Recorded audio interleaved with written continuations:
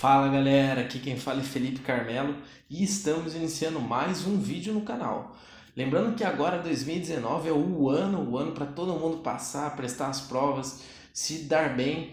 Então já aproveitando, já digo para você que se você que não está inscrito e está assistindo, por favor se inscreva, você que vai fazer uma prova, seja o Enem, seja qualquer outra prova de vestibular, e acompanhe o canal durante todo o ano, que eu vou estar sempre postando, além de vídeos de conteúdo, como é o caso desse, vou estar sempre postando dicas para você ter sucesso nessa jornada tão difícil que é o vestibular. Sem mais delongas, vamos direto ao assunto.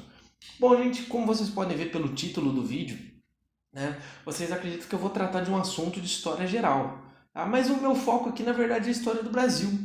Né? O meu foco é a verdadeira história do Brasil. Mas como assim história do Brasil? Né? Bom, um grande erro nosso é sempre achar que história do Brasil e história geral são coisas distintas, são coisas totalmente diferentes, não tem ligação alguma, quando na verdade tem. Afinal, a gente aprende desde pequeno que no ano de 1500 Pedro Álvares Cabral chega aqui na região que hoje é Porto Seguro, na Bahia. E a partir disso que é considerado o início da história do Brasil, o que de fato é um equívoco, né? Porque essa a gente já sempre falo isso com os meus alunos, né? Essa é a visão totalmente europeia, ou seja, está dizendo que só depois que os europeus chegam aqui é que nós temos história. E os aproximadamente 5 milhões de indígenas que aqui já viviam? É a mesma questão da visão europeia preconceituosa da pré-história também, né? Dizendo que os povos de antes não tinham história. Mas enfim, esse não é o debate que é o foco do vídeo de hoje. O vídeo de hoje, como vocês já devem imaginar, pelo título eu vou falar sobre a Baixa Idade Média, né, rapidamente, sobre a Baixa Idade Média na Europa, que é o final do período medieval, né, e início do período moderno, nessa transição, na verdade. Ué, mas por quê? Porque entender esse período é fundamental para entender por que em 1500 Pedro Álvares Cabral chegou aqui. Esse assunto eu não vou terminar hoje, mas hoje eu inicio esse assunto, tá? Porque afinal, por que os europeus decidem se lançar ao mar? Por que Portugal foi o primeiro a se lançar ao mar? Por que no ano de 1500 Pedro Álvares Cabral chega aqui? Por que nos 30 primeiros anos ele não coloniza de fato, os portugueses não colonizam de fato o nosso território, que hoje é o Brasil? Todas essas perguntas, elas devem ser respondidas não de maneira simples, mas a gente tem que entender o que estava acontecendo na Europa, né, nos anos anteriores, nos séculos anteriores, para tentar entender por que eles decidem se lançar ao mar. Tá? Então esse é o foco da aula de hoje. O foco, como não é em Idade Média, eu vou falar rapidamente. A gente sabe que didaticamente a Idade Média, o período medieval, com um longo período de praticamente 1000 anos, que vai de 476 até 1453, depois de Cristo, é um período que didaticamente é dividido em dois grandes períodos. O primeiro, que é a Alta Idade Média, e o período final, que é a Baixa Idade Média. Tá? E o importante para a gente é esse final. Mas resumindo aqui para vocês, o que é importante para a aula de hoje que vocês tentarem lembrar? É que o período da Alta Idade Média é aquele período em que o Império Romano do Ocidente cai, né? São várias as invasões, vários povos que viviam fora do Império Romano invadem o território do Império Romano, que eram conhecidos inclusive esses povos como povos bárbaros, né? Um termo pejorativo que todos aqueles povos que viviam fora do Império Romano, os romanos chamavam de bárbaros. Esses povos eles conseguem entrar no Império Romano, ele cai, e a partir disso eles vão formando vários reinos. Reinos, eles vão se unir, vai ter muito sincretismo, né, das populações cristãs que viviam dentro do Império Romano com essas populações que vêm de fora. Algumas vão acabar se convertendo ao cristianismo, outros vão acabar mesclando as características da religião antiga deles com o cristianismo, e assim vão formando vários reinos de diferentes características. Tá? E isso que é importante a gente lembrar do período da Alta Idade Média. Ou seja, é um período de muito medo. Né? As pessoas têm medo de qualquer invasão que pode acontecer a qualquer momento. Isso explica a fragmentação do poder que vai ocorrer nesse momento na Europa ocidental. Então, como assim a fragmentação do poder? É aqui que entra a suzerania e vassalagem, características essas, inclusive, que vêm de influência dos povos bárbaros. O que começa a acontecer? As pessoas elas querem se proteger. Elas querem se proteger. E elas começam a fazer laços militares, então. Então aqueles caras que têm terra, os senhores chamados senhores feudais, eles vão doar terras para algumas pessoas, outras pessoas também da nobreza, tá?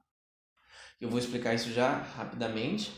E em troca, essas pessoas que agora receberam terras que passam a ser chamadas de vassalos do suzerano, que o suzerano é aquele que doa terras, elas têm uma dívida militar com o seu suzerano por 40 dias. Então, por exemplo, se eu sou suzerano, doei terras para alguém, essa pessoa para quem eu cedi essas terras, ela tem durante 40 dias uma obrigação. Por exemplo, se minhas terras forem invadidas, ele tem que vir e me proteger. Ele com o exército dele. Mas quem que é o exército dele? Os vassalos dele. Assim vai montando uma grande rede militar de suzerania e vassalagem.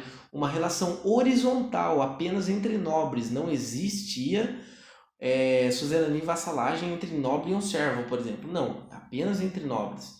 Tá? Lembrando que, então, esse período da Alta Idade Média é um período de muita fragmentação, um período de ruralização, onde o comércio ele diminui muito o seu ritmo, porque as pessoas saem das cidades. A vida na cidade, que era característica dentro do Império Romano, ela acaba aqui. As pessoas elas vão se proteger em volta de muralhas, perto de castelos. É a ruralização da sociedade, uma economia cada vez mais fechada. E o comércio ele é feito dentro das cidades. Se as cidades não são mais habitadas, o comércio ele não deixa de existir em momento algum, mas ele diminui muito. Essas são as características de uma sociedade que vai ser chamada de sociedade feudal. Ou seja, a Alta Idade Média ela é caracterizada pela formação de uma sociedade feudal, uma formação do feudalismo, que vai ficar pronto apenas na Baixa Idade Média, do século X em diante. Então isso que é importante vocês lembrarem da Alta Idade Média. Só que aqui vai ter um problema, né? Então vai se formar uma sociedade feudal. Quando chega no período da Baixa Idade Média, nos últimos séculos do período medieval, essa sociedade feudal está pronta. Mas quais são as características dessa sociedade feudal, então? Uma economia essencialmente agrária, né? Ou seja, voltada para o campo, para as terras, então quem tinha terra tinha poder. Uma economia autárquica. O que significa uma economia autárquica? Voltada para o consumo. Não quer dizer que não havia excedente e que não havia comércio, não havia troca de mercadoria. Havia, só que esse não era o foco. O foco era o próprio consumo. Tá? Um poder descentralizado. O rei existia? Existia. A Europa estava dividida em vários reinos. Todo reino tem que ter um rei. Porém, o poder não era absoluto desse rei. Muito pelo contrário, né? Ao mesmo tempo que todo mundo respeitava o rei, havia senhores feudais que tinham muito mais poder que o próprio rei, por ter muitas terras. Então, poder fragmentado na relação de suzerania e vassalagem. Uma sociedade de ordens e coletivista. As ordens eram o clero, no topo da pirâmide, que era uma sociedade totalmente religiosa. O clero tinha total importância, que tinha basicamente a função de rezar. Os nobres que tinham a função de guerrear. E os servos camponeses que tinham a função de sustentar todos, de trabalhar. Muito pouco era a mobilidade dessa sociedade. Tá? Ou seja, uma sociedade coletivista, cada um tinha o seu papel. E com um comércio muito fraco. Só que acontece um problema. Né? Quando a gente chega lá século X, século XI, o feudalismo ele está pronto. A sociedade feudal está pronta, está estabelecida. Depois de muitos anos de tentativa e guerra, de fato a sociedade da Europa Ocidental, a sociedade feudal, vai conseguir conter as invasões. Os reinos estão formados e tudo mais, e eles vão conseguir conter as invasões dos islâmicos, vão conseguir conter as invasões de povos como os vikings. Só que aí vai gerar um problema. Como vai ter esse período de calmaria, onde a sociedade feudal conseguiu segurar essas invasões, as pessoas vão deixar de morrer, vão morrer muito menos, porque vão ter menos guerras. E elas vão se reproduzir mais, ainda mais. Ou seja, a população vai começar a aumentar. Só que a população começa a aumentar e a gente sabe que o feudalismo, a economia do feudalismo, ela é uma economia autárquica. Ela não é voltada para o excedente. E sem contar que as tecnologias eram muito rudimentares, né, de plantação e de tudo mais. Ou seja, a população começa a crescer mais do que a produção de alimento. Tá? Gerando assim fome, escassez de alimento. Ou seja, começa a gerar uma crise interna na sociedade europeia. Aí o que eles vão pensar? Bom, temos duas formas de resolver isso. A gente pode conseguir mais terras para plantar e melhorar essas tecnologias. Né? E é o que eles vão fazer. Então, esse período eles começam a devastar várias florestas, bosques e tudo mais. E começam a plantar mais, começam a melhorar a produção de alimento e tudo mais. Só que isso é uma faca de dois gumes. Ao mesmo tempo que você começa a produzir mais, as pessoas se alimentam mais, se reproduzem mais e têm mais e mais filhos. Ou seja, a população começa a aumentar no ritmo mais acelerado do que a produção de alimentos mais uma vez. mais crise interna, e até que isso vai virando um ciclo, vai se repetindo. O que mostra isso pra gente? Que o feudalismo ele está se tornando obsoleto. Ou seja, ao mesmo tempo que a sociedade feudal, que o feudalismo ele ficou pronto, ele já está obsoleto, ele já está superado, ele já está em declínio. E aí, o que vai acontecer? A Europa vai perceber uma coisa, os recursos ali estavam se esgotando. Era preciso buscar recursos em outro lugar. O que eles vão fazer? Aí que entra o famoso período das cruzadas. Quase 200 anos aí de expedições militares em direção ao Oriente, em direção à Palestina principalmente. Né? Qual que era a justificativa das cruzadas? É um movimento totalmente religioso, inclusive, mas que no fundo tinha outra perspectiva. A justificativa era retomar a Terra Santa, que estava nas mãos dos chamados infiéis, né? Dos muçulmanos, como os cristãos chamavam, né? Deles infiéis. Então o objetivo que eles falavam era retomar a Terra Santa, só que a gente sabe que por trás também tinha o grande objetivo, na verdade, de quê? De conseguir novas rotas comerciais, de conseguir novas terras, novos recursos de uma maneira geral. Por isso que as cruzadas vêm exatamente nesse momento, né?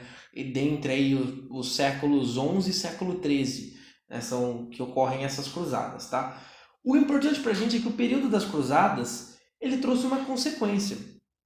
O homem europeu, a entrar em contato com o Oriente, ele vai entrar em contato com novas mercadorias e ele vai mudar seus hábitos. Então, de repente, ele vai entrar em contato com novas drogas, com porcelanas, com condimentos, né? Com cravo, pimenta, canela, noz moscada, várias mercadorias que ele não estava acostumado. E ele vai gostar desses hábitos, ele não vai querer trocar. Afinal, era muito comum comer carne estragada, porque não tinha geladeira naquele período, então as pessoas comiam carne estragada. E os temperos poderiam ser uma forma de disfarçar isso muito bem. Então, eles vai mudar o seu hábito, inclusive alimentar. E ele não vai querer trocar isso, ele não vai querer parar com isso. Então, mesmo após acabar as cruzadas, o homem europeu ele vai querer continuar indo para o Oriente para pegar esses produtos e trazer para a Europa. E as pessoas gostaram disso.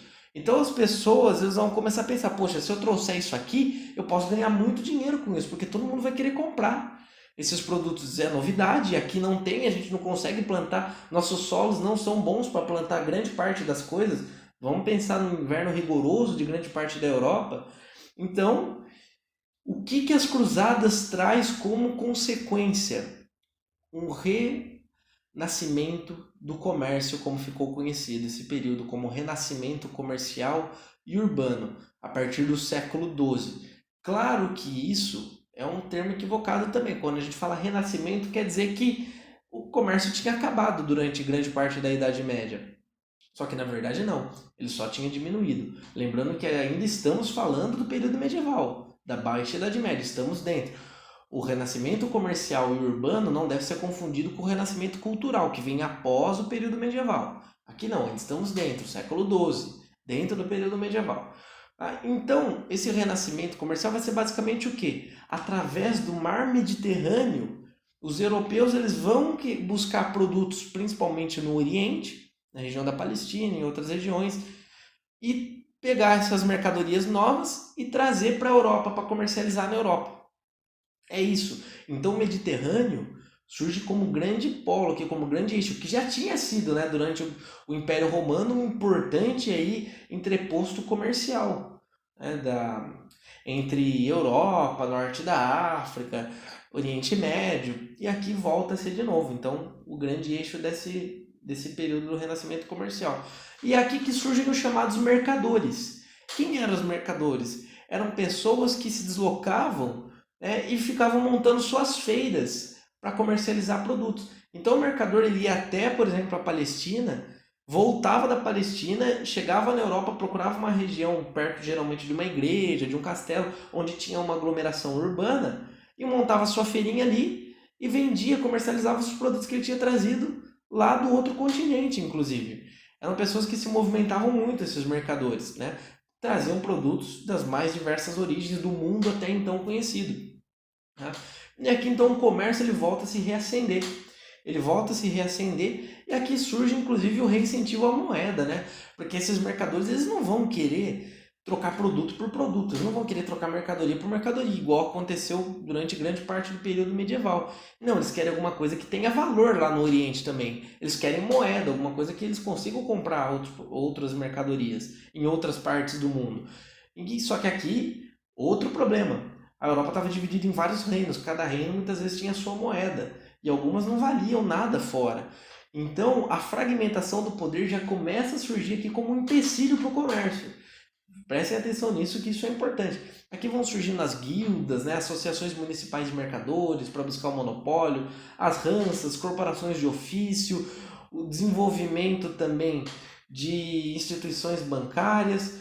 De fato, a vida vai se tornando mais complexa e o comércio vai se tornando mais e mais complexo.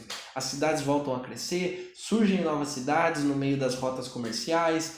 Então, e nesse contexto, as cidades litorâneas ali que tinham saído para o Mediterrâneo começam a se destacar no monopólio desse comércio através do Mediterrâneo. Gênova, Veneza, as cidades ali da Península Itálica, né?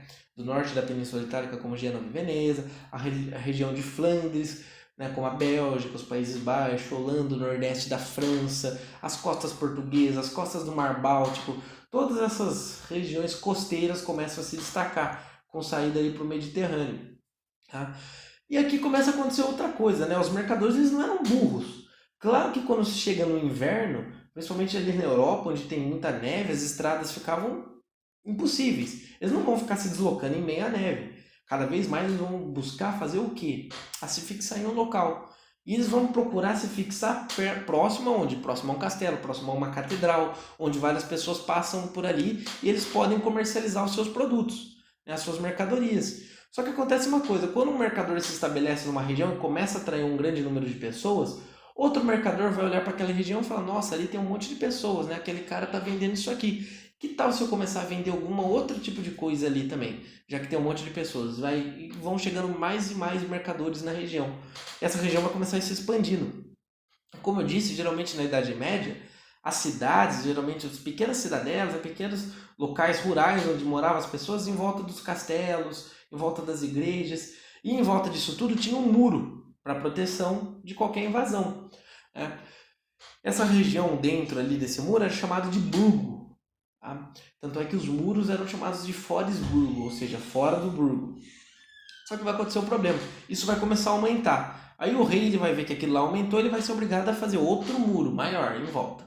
Vai aumentar mais ainda, outro muro. Se você visitar algumas cidades medievais na Europa hoje, algumas chega até 5 muros, de tanto que foi expandindo essa cidade. E quem vivia dentro desses muros passou a ser conhecido como burgueses, porque vivia dentro do burgo. Ou seja, aqui vai surgindo uma nova classe social, né? Uma classe social importante até os dias de hoje, a burguesia. Só que quando ela surge aqui no século XII, no Renascimento Comercial, é uma classe voltada para o comércio, para a atividade mercantil, essa burguesia nascente. Artesãos, né, mercadores, banqueiros, eram essas pessoas que viviam ali dentro desses burgos. Porém, vai começar a haver um conflito, né? Obviamente que esses burgueses, esses comerciantes, eles não vão conseguir se estabelecer nessas regiões e começar a enriquecer ali de maneira gratuita. Eles estão dentro de uma terra, essa terra pertence a alguém, a um senhor feudal. Esse senhor feudal gosta de cobrar imposto. A gente sabe que com os servos foi assim durante todo o período medieval. Óbvio que ele vai continuar cobrando e vai cobrar mais e mais impostos dessa nova classe, a burguesia. Tá? Cobrando mais impostos dessa burguesia, essa burguesia não vai gostar nem um pouco disso. Não vai gostar nem um pouco disso. Não vai gostar dessa cobrança de impostos e eles vão se unir nos chamados movimentos comunais. Esses movimentos eles tentavam fazer uma espécie de vaquinha para dar esse dinheiro para o senhor feudal para liberar eles de pagarem impostos. Tá? Alguns senhores vão aceitar? Alguns sim. Alguns senhores vão aceitar. Vão aceitar e vão ceder as chamadas cartas de franquia para esses burgueses. O que era uma carta de franquia? Era quando o senhor feudal liberava aqueles burgueses daquela região de pagar imposto. Só que muitos não vão aceitar, gerando mais e mais e mais conflitos. Tá? Resultado disso tudo, a burguesia ela vai pensar o seguinte, bom, eu não consigo bater de frente com esses senhores feudais, Esses senhores feudais são caras que têm muitas terras, muito poder, e a burguesia ela é uma classe nascente, muito fraca ainda para combater os senhores feudais. O que ela vai pensar? Sabe o rei? Aquele que ficou meramente como algo figurativo, praticamente durante todo o período medieval, o suzerano dos suzeranos, mas que na verdade não detinha o poder? Então, e se eu me aliar com ele para tentar combater os senhores feudais? Pois é, aquele cara estava desprestigiado, ele vai querer se aliar para recuperar o seu poder. E é isso que a burguesia começa a fazer aqui nesse momento. Se aliar com uma parte da nobreza, no caso o rei, para combater a outra parte da nobreza, os senhores feudais. Isso é muito importante para vocês entenderem os próximos capítulos dessa história. E a importância que isso vai ter na expansão marítima, que é o tema da próxima aula. Gente, espero que vocês tenham gostado. Qualquer dúvida é só mandar. Me procurem nas redes sociais. Me procure em qualquer lugar, qualquer sugestão deixe no comentário. Um forte abraço e até a próxima.